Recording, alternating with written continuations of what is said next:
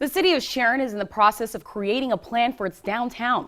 Tonight, data was presented that may help drive that plan. One area being looked at to expand has been the arts, and if that's the plan, the people of Sharon were told they should prepare to invest. Developing downtown Sharon, it's new at 10. Bill Fontana of Pennsylvania Downtown Center, which helps redevelop downtowns, led the discussion, starting with the positives of downtown Sharon. People thought that things were getting better, that there was enthusiasm here, that the community is evolving.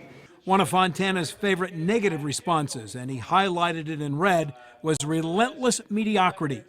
He also wanted to know if the 50 people in attendance were okay with being marketed as a small city. So being small and walkable and compact is a good thing. Fontana had data showing that Penn State Shenango and the Shenango River as two of the assets that should be focused on. But other data indicated the city has old thinking and that downtown lacks a brand identity.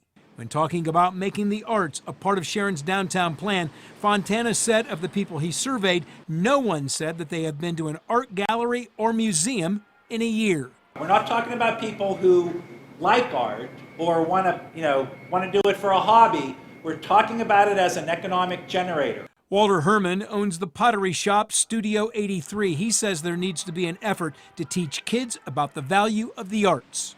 There is not enough backing, there is not enough purchasing of art, there is not enough taking of classes, there is not enough of that right now to just call 20 artists into this and start doing business. They'll all go bankrupt.